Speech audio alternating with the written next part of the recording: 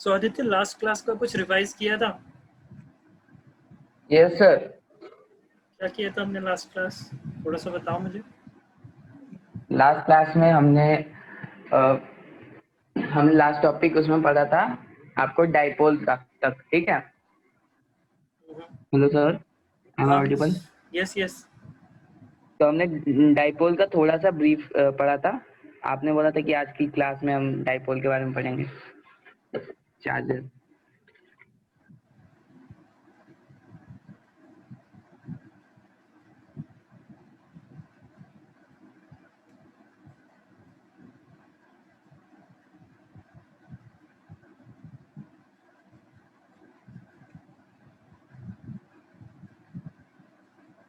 एक सेकंड मुझे।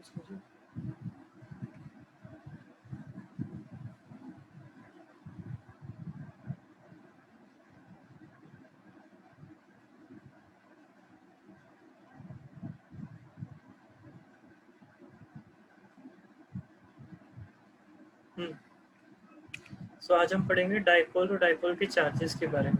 थोड़ा पता है हमें कि डाइपोल क्या होता है, अगर कोई पूछे हमसे। यस सर, चार्जेस स्प्लिट हो जाती है जब पोलराइज हो जाता है ये मेटल रॉड।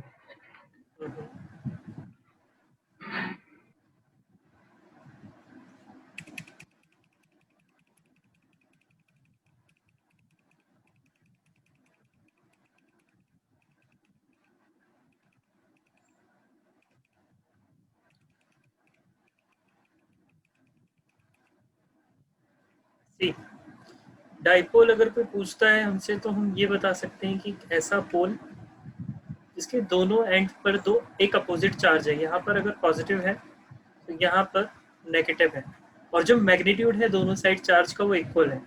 अगर यहाँ पर 2 कूलम है तो यहाँ पर भी 2 ही कूलम है। सो ऐसे पोल जिसके दोनों साइड में अपोजिट चार्जेस हैं और दोनों साइड इक्वल मैग्नीट्यूड का चार्ज है, उसे हम कंसीडर करते हैं इलेक्ट्रिक डाइपोल। हुआ कुछ clear? Yes sir. Screen visible है properly? Yes sir. Yes sir. Yes sir.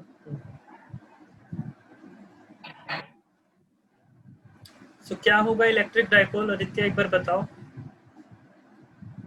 Sir, pair of charges होंगे, एक जो डिस्टेंस से सेपरेट होंगे।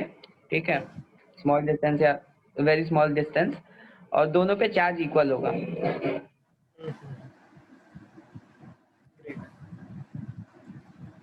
सो कुछ चीजें क्लियर हो गई कि क्या होता है डाइपोल और कैसे बिल्ट होता है।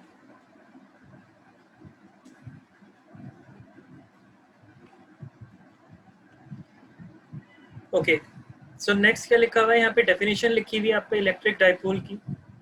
Electric dipole is a pair of equal and opposite charges separated by very small distance. So electric dipole क्या होता है? पेयर ऑफ इक्वल चार्जेस और अपोजिट चार्जेस जो सेपरेट होते हैं बड़े स्मॉल डिस्टेंस से। जो मैंने भी डायग्राम वाइज भी आपको समझाया, और जो यहाँ पर भी आपको डायग्राम बना हुआ दिख रहा है कि ये पेयर ऑफ इक्वल और अपोजिट चार्जेस हैं, माइनस एंड प्लस, और इनके बीच का डिस्टेंस। तो डाइपोल का फॉर्मूला क्या होता है? इसको रिप्रेजेंट करते हैं पी से, और इसका फॉर्मूला होता है 2QL।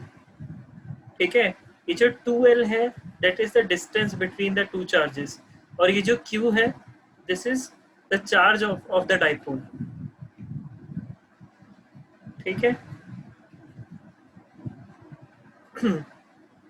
So the electric field produced by the dipole is known as dipole field. अगर इलेक्ट्रिक फील्ड प्रोड्यूस कर रहे हैं ये डाइपोल, तो उस फील्ड को क्या बोला जाएगा? डाइपोल फील्ड बोला जाएगा। ठीक है, और लिखा हुआ है कि the electric dipole movement is a vector quantity. जो इलेक्ट्रिक डाइपोल मूवमेंट होती है, ये जो आप पी की मदद से निकाल रहे हैं ये फॉर्मूला लगाकर, ये वेक्टर क्वांटिटी है। और लिखा हुआ है electric dipole movement is a vector quantity, तो है ही है। और इसमें क्या है, आप इसकी स्ट्रेंथ भी मेजर कर सकते हैं, क्योंकि एक वेक्टर क्वांटिटी है तो आप इसकी स्ट्रेंथ भी निकाल सकते हैं। जैसे कि अगर किसी का डाइपोल आ रहा है 5 और किसी का डाइपोल आ रहा है 2, तो आप बता सकते हैं किसकी स्ट्रेंथ ज़्यादा है?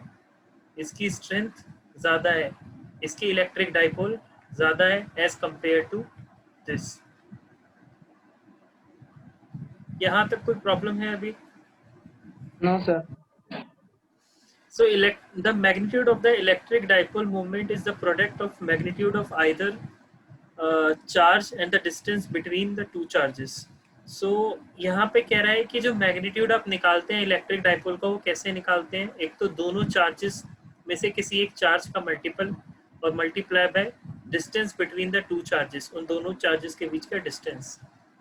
सो जो डायरेक्शन होती है फ्रॉम नेगेटिव टू पॉजिटिव होती है, और जो एसआई यूनिट होती है इस पे, वो क्या लगती है? Coulomb metre. चार्ज की यूनिट क्या होती है? कूलम। लेंथ की यूनिट क्या होती है? मीटर। तो दैट मीन्स डाइपोल की यूनिट क्या हो गई? Coulomb metre. एक नोट है यहाँ पे कि an ideal dipole is a dipole on which the charge become larger and larger.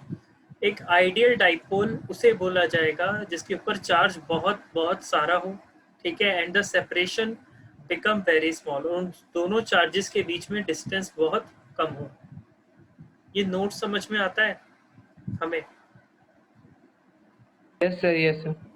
है ना? अगर कोई पूछता है व्हाट इज आइडियल डाइपोल, तो एक ऐसा डाइपोल जिसपे चार्ज तो बहुत सारा हो और उनके बीच में जो डिस्टेंस है वो बहुत कम हो। कम हो। डिस्टेंस कम और चार्ज ज़्यादा, ऐसा डाइपोल कहलाएगा आपका ये आइडियल डाइपोल।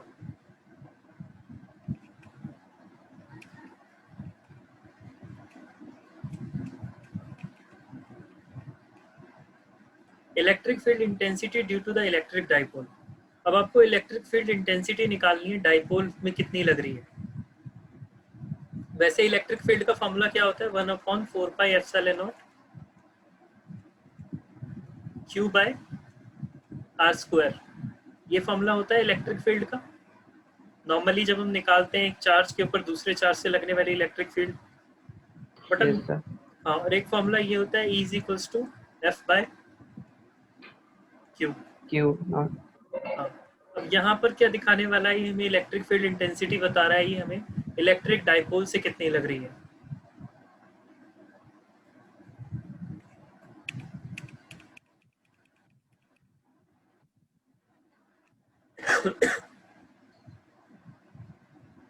देखो, हम दूर एक आर्बिट्री पॉइंट मान लेंगे P, जिसपे हम इसकी मदद इससे लगने वाली इलेक्ट्रिक फील्ड निकालेंगे पहले A पॉइंट से, फिर इसी P पॉइंट पर हम B से लगने वाली इलेक्ट्रिक फील्ड निकालेंगे। एक आर्बिट्री पॉइंट मान लेंगे दूर, एक डाइपोल है, ये भी एक डाइपोल है, इस डाइपोल से दूर एक पॉइंट मान लिया, ठीक है, क्योंकि अभी हम क्या निकाल रहे हैं? एक्सियल लाइन के लिए निकाल रहे हैं।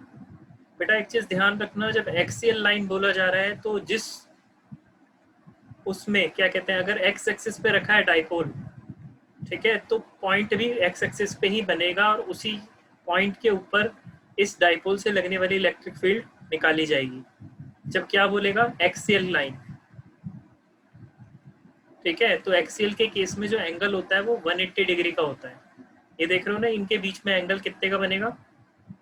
180 डिग्री का। Yes sir. यहाँ पे कुछ कंफ्यूजन हो रही है कि ये क्या है 180 डिग्री? नहीं सर। और एक होता है आपका इक्वेटोरियल। इक्वेटोरियल का केस इसके बाद है। इक्वेटोरियल वाले केस में क्या होगा? परपेंडिकुलर ही होगा। अगर एक डाइपोल ऐसे है, ठीक है, तो उसके परपेंडिकुलर में आप एक पॉइंट बनाएंगे और उस पॉइंट से इसके ऊपर चार्ज निकालेंगे, इलेक्ट्रिक फील्ड निकालेंगे कितनी लग रही है। तो ये केस है इक्वेटोरियल का और ये केस है एक्सियल का।